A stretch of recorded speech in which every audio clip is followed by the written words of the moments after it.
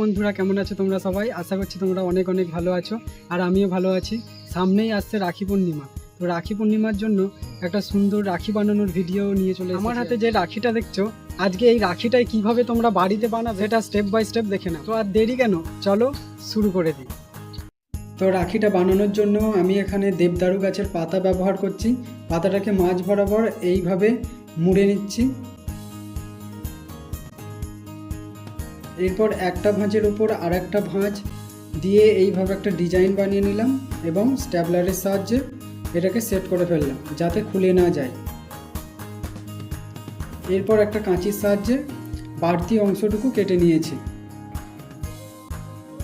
এইরকম আমি ঠিক 10টার মতো বানিয়ে নিয়েছি, তোমরা এর বেশিও বানাতে পারো। এরপর একটা আম পাতা নিয়ে নিয়েছি। আম পাতাটা গোল করার জন্য আমি এখানে কাপ ব্যবহার করছি। দেখো গোল হয়ে গেছে আর এটা কাঁচি দিয়ে কেটেও নিলাম।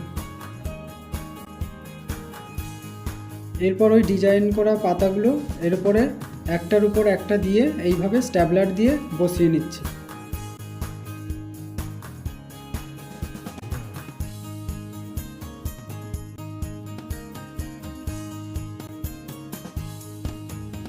সবগুলো পাতাই দেখো এইভাবে বসিয়ে নিয়েছি। এবার এই আগে কেটে রাখা আম পাতাটা নিয়ে নিয়েছি। এখানে আমি ব্যবহার করছি টগর ফুলের কুঁড়ি। তোমরা এখানে অন্য ফুলের কুঁড়িও ইউজ করতে পারো, তবে সেটা কিন্তু সাদা হতে হবে। কুঁড়িগুলোও আমি এখানে স্ট্যাপলারের সাহায্যে বসিয়ে নিয়েছি।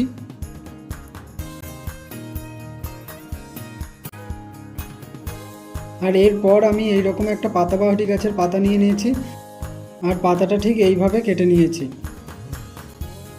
তোমরা না যদি পাতাটা পাও দেখতে পারো পাশের বাড়ির কাদেরও আছে নাকি, আর না পেলে তোমরা এখানে নারকেল পাতাও ইউজ করতে পারো, যে কোনো ফ্লেক্সিবল পাতা এখানে ইউজ করতে পারো। আর এইভাবে দেখো পাতাটাকে ঘুরিয়ে ঘুরিয়ে গোলাপ ফুলটাকে বানিয়ে নিয়েছি।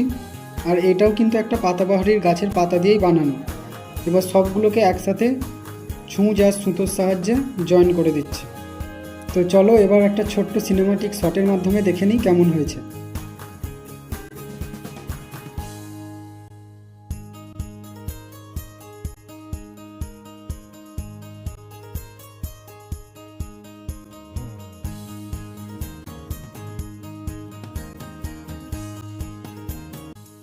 তো কেমন লাগলো এই রাখি বানানোর ভিডিওটা? যদি ভালো লেগে থাকে সেটা কমেন্ট বক্সে জানিয়ে দিও। আর রাখি পূর্ণিমার দিন এইরকম সুন্দর রাখি বানিয়ে নিজের দাদা বা ভাইকে পরানোর জন্য অবশ্যই ভিডিওটা শেয়ার করে রাখতে পারো বা সেভ করে রাখতে পারো।